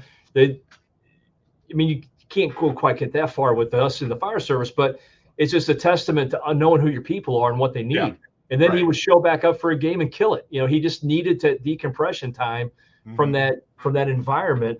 You're right. That's a great example. I've actually watched that series, I think, twice. It's outstanding. And I think it applies, when you look at company officers and chiefs and stuff, the importance of knowing your people, the importance of getting people to look past their egos and personalities and focusing on why you're here. And man, like to me, like that is in a nutshell what we're talking about, right? New company officers, experienced officers, chiefs, whoever. You got to know your people and you got to find that common purpose, right? Because we all come from different walks of life. We're all from different places. We all have different ideas, different passions.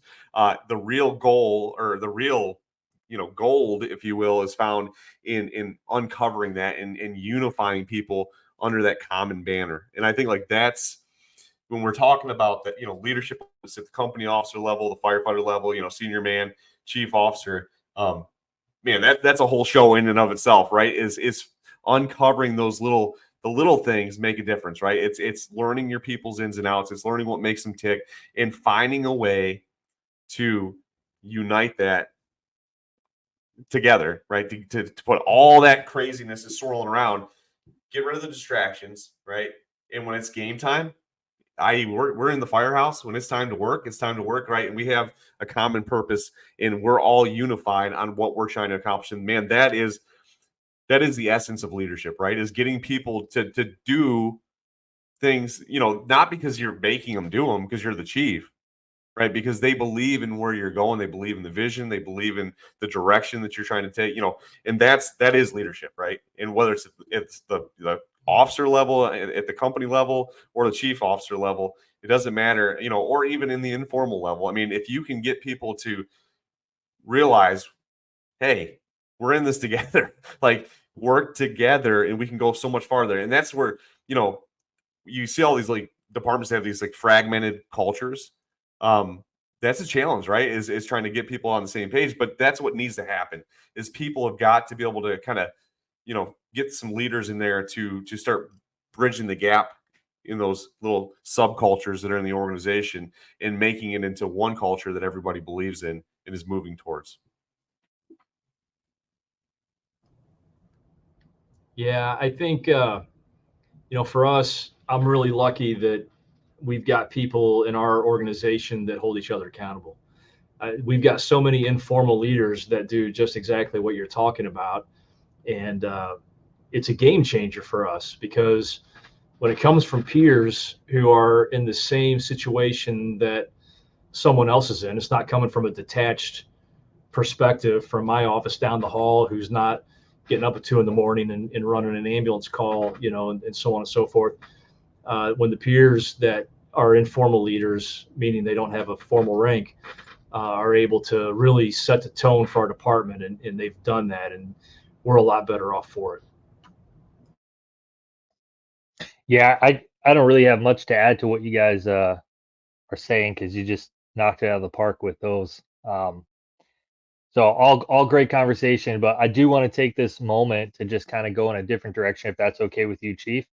And this isn't live, so if you can't talk about it, just tell us, and we'll edit it out. But I I know this is the time of year where everybody is all amped up and like getting down on themselves because they're either getting rejection letters or something like that. So um, I just kind of wanted to take a moment to pick your brain on this whole FDIC experience from somebody who's on the board, and maybe like what you look for in these applications. Because I know personally I've gotten a lot of text messages of this past week of, oh, like I don't know what I'm doing wrong. I'm a failure like this, and I've had to tell people, hey, number one, slow it down, don't get so hard on yourself. But two, like um, there's really no golden ticket to how to do this thing. But I just wanted to take a moment and kind of say, like, when you're going through applications and you're looking at these things, what are some things that stick out to you where you're like, yes, this would be a great program here, or maybe on the other side of the coin, some things that you're like, I'm gonna say a no for this. Yeah. So first off, let me just say that as much as I love FDIC, as much as I'm a part of it, as much as it has blessed me and given me opportunities, as much as it's included me into different things, listen, you can have as much or more impact at the local level as an instructor than you will at FDIC. You have a very small target audience at FDIC for a very limited amount of time. And you, it's not an indication of how good of a fire officer you are, or firefighter, or practitioner, or instructor. Don't give up on yourself if that's your goal and that's your passion, but also continue to contribute at the local and regional level, because you're going to have a lot of reach and influence in that realm, more than you'll ever know, and maybe more than you would have at a big conference like that, because it just goes so quick. Everything's so fast paced there. When I look at submissions, a couple of things that will for sure get you closer to not getting there than getting there. If you don't give a reasonable bio, okay, we want to know who you are, what your experience is, where it's come from. All right, it doesn't have to be 3 paragraphs, but 2 or 3 sentences. And I know there was a fad for a while of people sending stuff in because they didn't want to seem like they were whatever it was, and they would just put firefighter from a urban department or whatever. Well, we want to know that the people that are coming to FDIC have the experience they say they have, and we can help validate that. It's not because you can be from a small volunteer department, but your experience matches your topic, and it's easier to validate that you're going to have the background to be able to present that class. Another problem is that if you've never presented it anywhere else. And what happens sometimes is that you haven't presented it when you turn the submission in, but you say that there's one scheduled. Well, the problem is we have a small window that we take submissions and that we grade them. And so if that time that you're going to present it is outside of that window, and there can't be any kind of verification or follow-up with where you might be presenting that to see how it went, it's probably going to be lower on the accepted range, because we don't want you to test classes at FDIC. We want you to bring a strong, proven product that you're comfortable with delivering and that you've refined for that audience. Because again, it's a small window that most of the classes that are taught at FDIC are hour 45 minutes, very small window. So you've got to put a lot of content that people can take back to their departments in a small time frame. Some things that can, the other thing is, listen, the leadership stuff is great, but that decreases the odds of you getting picked. There are a small number of leadership classes that get picked every year, and right, wrong, or indifferent, or what you think, the ones that do well and that draw a good audience and that are well rated and reviewed come back from trusted sources, and those are hard to knock out of their positions. And frankly, we really, in the magazine as well, really, fire engineering has always been the stalwart for fire engineering, operations, tactics, the meat and bones of our profession. And FDIC is the instructors conference. So if you have a class that will benefit instructors, that's a huge plus. That's going to get set aside for an additional review almost every year. If it's something that's going to enhance, facilitate, or be beneficial to instructors, that's a big, big plus. If it's operational and tactical, it's going to be a big, big plus. But the caveat to that is make sure that whatever that tactical or operational topic is something that you are familiar with. It's not something you took a class on and now you're going to come teach it. You need to have the background to be able to really offer something to the students and to validate that topic. Another plus is that you've contributed or attempted to contribute to Fire Engineering or Firefighter Nation. I know some people say, well, I don't know how to write, or I don't want to write. If you have an idea for an article and you want to get whatever class you proposed put in the form of an article, I'm happy to help you and get you connected with the channels that you need to be connected to. My email is jhoevelmann@gmail.com. Really easy. I'm happy, whether you know me or not, I'm happy to help you however I can. But they want people that have not just come out of the woodwork just to teach at FDIC. They want people that are interested in the entire purpose and mission of the magazine and the content. And so the digital content's great. It actually gets more views than the magazine does. But the other thing is participate in webcasts and get your name out there like that. With David Rhodes now, he made the column in January, I think, about other conferences. Get out and teach your program before you submit it to FDIC. It's good to have that. On a personal level, when I review them, I want a very clear and concise description. I want to know what you're going to present. I want to know some clear objectives that you're going to be able to hit in an hour 45 minutes that's going to match up with the content. If you got an hour 45 minutes and you've got 15 objectives, I'm worried about how deep you're going to get on any of them and how much takeaways they're going to be for the students. So keep that in mind. I also want to know how it's going to impact your target audience. And I don't like to see a lot of generalities. I like to see specifics. So especially if you're going to tell a story about a call you had or a drill you ran and the impact it had on your department and how you operate, those are wonderful. Those are really good classes to share lessons learned. And so those are just kind of some of the ins and outs of what they look like. And when we grade those, I can tell you that the final decisions are always David and Diane. We when we meet in the summer, we don't go through all those classes. We give some ones that stood out that they'll look at, but they don't tell us who they're going to pick or anything like that. I just know that those are some parameters as an advisory board member that we look at and that we're told, and that have been pretty consistent over the years. So does that help, Sean? Yeah, that helps a lot, because like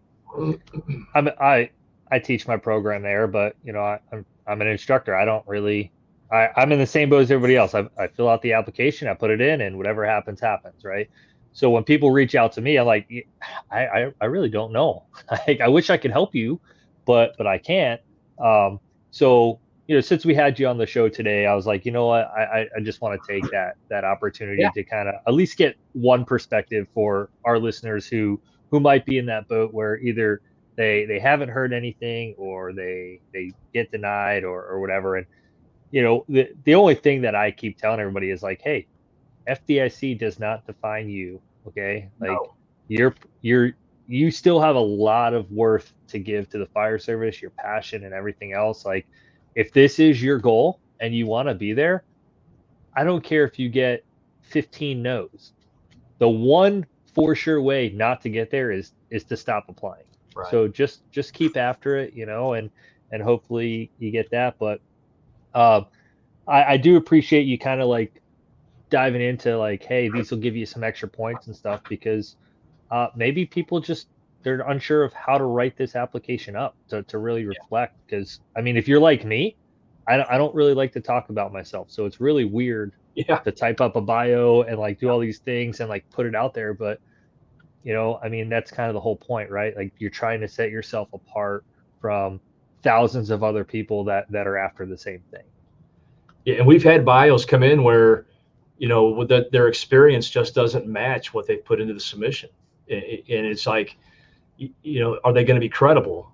And it's, unfortunately, we can't sit down in front of all these instructors one by one and ask all these questions. It just doesn't work that way. So you have to, you really only need 2 or 3 lines in your bio just to back up and validate who you are, where you're from. If you're going to teach a high-rise class and you come from a place that doesn't have anything more than 2 stories, that's going to be a problem, right? And so you just have to match up what those things are. And again, if you do go to FDIC, they do a class every year on how to submit and what they look for. I don't know what day they do it, but I think they still do it. And so I know Mike Dugan has talked about this in the past on some of his webcasts. But I got to tell you, if you do something that's instructor driven, drill driven, lesson learned, operational tactics, they have a higher likelihood of being looked at better than leadership. We get a lot of DEI now. We get a lot of mental health. We get a lot of those kinds of things, which are important. But you only need so many of those kinds of classes. And the tactics, the foundation and the principles of fire engineering FDIC has always been in the instructor, operations, tactics, drills, those kinds of things. So if you got something like that, and don't think that just because another class is similar, it shouldn't prevent you from submitting that, whether it's an article or a class, because there's all these different time slots and there's all these different perspectives. So don't think just because somebody popular does an engine class doesn't mean you shouldn't submit your engine class with your experience and background to provide context to it, which may be a little bit different from that person. May be an urban firefighter and you're a suburban / rural firefighter. And so those demographics are really important. So don't think just because somebody else is doing that class or that topic that it won't be popular or valuable or strongly looked at. Yeah, no, I mean, it really is one of those things. I think that people would be wise to listen to your feedback, Chief.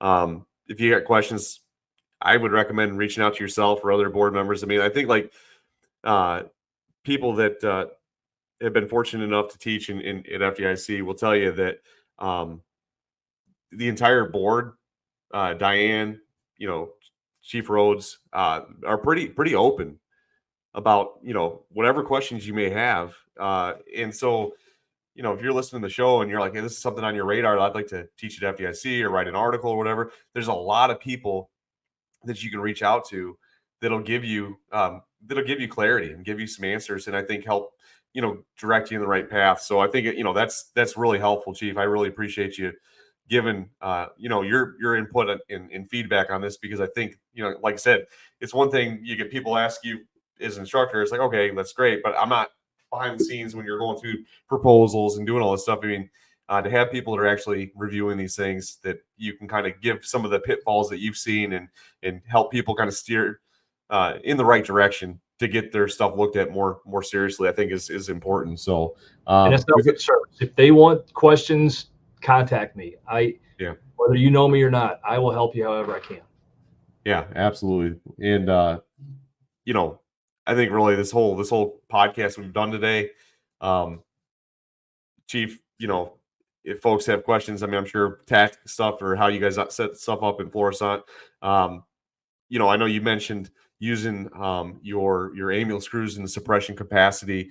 You actually showed the video at the keynote at FDIC of a crew making a difference, right? And that's, there's a lot of people out there, ourselves included. I mean, we do transport, and that's something we've been looking at in the last couple of years organizationally, is how to plug in the ambulance crews that are also firefighters into that equation, especially in the suburban setting where we don't have urban staffing, but we have urban problems. I think it's important that we utilize those ambulance crews, and frankly, I mean, it gives them a sense of purpose too, that they're firefighter paramedics and they're getting to be a firefighter as well. So, if people got questions on how you guys set your, structurally how you set your fire grounds up and your operations up, I'm sure that'd be also some questions you'd be willing to field. Yeah, and we've got development books and anything we've got. If somebody wants it and reaches out to me, I'm happy to share it. Awesome. Yeah, well, that being said, we've been going at it for a little over an hour and 45 minutes. That brings us to the rapid fire questions. We have not scripted these. He doesn't know the questions we're going to ask him. It could be anything. This is a scary thought, right? That's okay. Yeah. Sean's over there. He got the wheels turning. So now, if it's coming from Sean, I'm worried. So, Chief, are you ready for your rapid fire question? Yeah, let's do it. Wrap her up here. All right. I'm gonna give you like a nice slow underhand pitch here for the first one. Okay. So, my question is, what do you think is the best job on the fire ground? Oh, company officer. Yeah, I think company officer. I loved being a company officer because you get to do a little bit of everything, and you get to what one of the funnest things about the company officer is, once you learn this, is that you get to watch your people work, but also be in there with them. So you get to watch them take the nozzle, and you get to direct, and you get to see the conditions, and you get to really monitor people doing the work that you love to do, but you're also in there with them at the same time. And that part of the job is just absolutely phenomenal. Awesome. Yeah, no, it really is. I mean, kind of the sweet spot, right? You still get to mix it up a little bit, but you're also getting to develop the team. And yeah, absolutely. Love it. All right. Engine or truck work? I was an engine guy. I was a captain on a Quint, but it was engine. It was the engine all day long. Yeah. Take that, Duffy. Suck it. Hey, I'm on an engine right now. What up? we know where your heart's at. Yeah. I was a Bill Guston protege, right? So he was one of my strong mentors, and so it's engine all day. Nice. Yeah, I wanted to be Miami-Dade Engine 3. I like it. So, all right. Question number 3 for me. Were there any non-fire service related influences that had an impact in your career development? And if so, what is one that you would maybe recommend as a resource to people that are looking to kind of dabble outside of the so-called 4 walls of fire service material? Yeah, I think there's several books that I've read but one in particular that really turned me on to a different kind of management style is a guy named Tom Peters. And he was a co-author of a book called In Search of Excellence. And that book I stumbled upon kind of by accident through a business class. And it revolves around the disparity between management style, or the contrast of management styles of United States manufacturers in the late 70s compared to the Japanese companies, and how the successful US companies managed versus the ones that weren't successful in the United States. And just to give you an idea, management by walking around was kind of that's kind of where one of the genesis of that topic came into play in a book called In Search of Excellence. And Tom Peters was a co-author of that, and I've followed him ever since.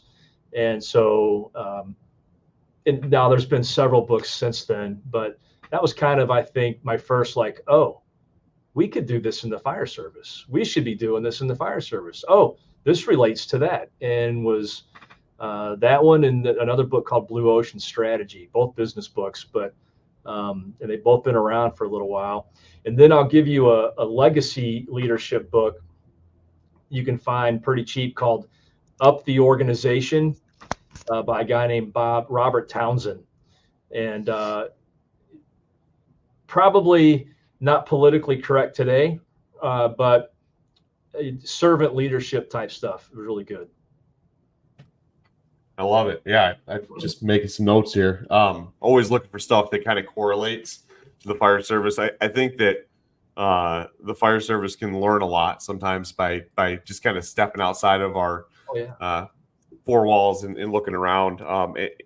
We did a show with Aaron Fields a while back, and I always love his analogies and how he kind of drew it, not really from the fire service, but from martial arts. A lot of the stuff that they built with Nozzle Forward. And so I always love that stuff because I feel like sometimes we get in an echo chamber, and it does us good sometimes to kind of step outside of our own organizations and our own parameters and look at how other businesses are operating, how other people are leading. And so, yeah, love it. Love it. So those are my three questions. I got the easy ones out of the way. Disclaimer, Sean is known for some exceptionally difficult questions. So I can't take any responsibility for what comes out of his mouth in the next 10 minutes. It's all good. They're really not that difficult. I don't think so anyway. All right. So we already know that your favorite position is the company officer. Yeah. Let's go a little bit further. With that being said, what is your favorite task on the fire ground? If you had to choose one, like showing up to the fire, like, oh, I want to do this, what would that be? I love suppression. I mean, you always are going to be ready for a rescue, and I've had a handful in my career, but they're rare. So suppression was always it. I loved the challenge of I liked basement fires. I liked the challenge that those presented. You're methodical and you're paying attention, but I liked, especially later in my career, well, even earlier before ticks, I liked stopping the hose advancement to listen and feel if I could feel heat from one side or the other, or if I could hear crackling coming from one direction or the other to determine on what direction we needed to go. I liked getting low to see if I could see any kind of glow or fall down from the fire. I loved that. And honestly, when I first started, there was no sweep in the ceiling stuff, right? That wasn't, I can't say I never did it, but it wasn't a priority. We just moved, and went to the seat of the fire. Now, later in my career, it was fun to take the energy out of that hallway or out of that basement stairwell and make that push. And so that's always been my favorite part. Understandable. There's definitely something to be said about a good nozzle person, right? And getting that fire put out. There's a sense of pride that comes along with that, right? Like there is. There's no arguing about that. So I know, with the FDIC conversation, everything else, we kind of touched on this a little bit. if there was somebody who was like, man, I think I have something to give. I might want to get involved with sharing my experiences or my passion for whatever topic that is. What would be some advice that you would give them to kind of help them get started in that realm of teaching, whether it be at a local level or like a fire conference or wherever it may be? Start with a neighboring department. Um, that's how I started. I started teaching at, I just started saying, hey, I've got this topic I'd like to present, and I would go do it. And then I would teach in my own department, and primarily that was back in the days when I was just a volunteer. And then you have to find out what you're passionate about, and really refine and teach what you know and what you believe in, and just start submitting to some of these smaller conferences. I would encourage you to start putting your content out there for people to see it, so they know what it is and who you are.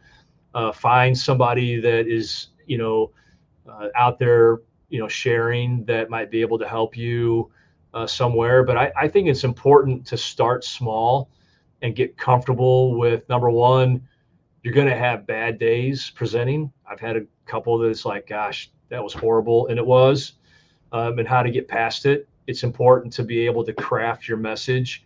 And I think it's also important, I think, that you give back to where you came from. And so that's why I try to go to winter fire school every year. We did summer fire school this year. I was just on the west side of the state at a department, down south at a department this morning, because I really feel like, number one, it's a tough crowd because they know who you are. And so might give you a few calluses for when you get out on the road. But I think start local and regional, and you just start working your way out. Find those state conferences, and from there make contacts, and then you get to some of the regional bigger conferences, and then you just kind of make your way up. I know some people have had a big splash and done things really quick. I think there's value to the progression. I think it's going to make you a better instructor if that's what you really want to be, is sharing and the transfer of knowledge. If you just want a brand, I don't know. I'm not too good at that. I'm glad you said about the brand. That is definitely, there's no, how do I put this? There's no express elevator to the top, right? Like, No. you gotta put in the work. I think you just have to plug away and stay consistent. Don't give up. But that means, have a blog post, or get a Facebook page, or whatever medium you want to use, and just put some content out, and don't worry about if somebody else is doing something similar. You want your background. We want your voice and your experiences from that.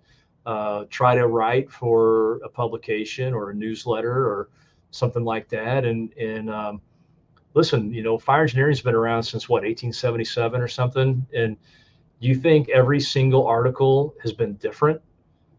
No, it's all the same stuff over and over and over and over, with just a little bit different perspective. And these classes and conferences are the same thing.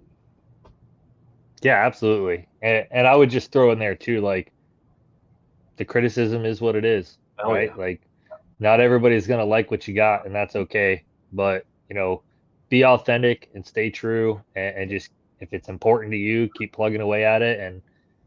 And you can be the best one there is out there. You're still going to have some haters. So you just got to let that stuff go. Last and final one. I know we talked a lot about leadership since I got on anyway. Some people don't even really know that they're kind of in a leadership role, right? Mm-hmm. They just find themselves like trying to mentor people. So whether it's intentional or not, what would be some suggestions you have for anybody who may find themselves in that mentor role? Well, everybody's going to influence somebody somehow, and you get to choose what that, I call it transfer of knowledge, is. What you get to choose the impact that you're passing along.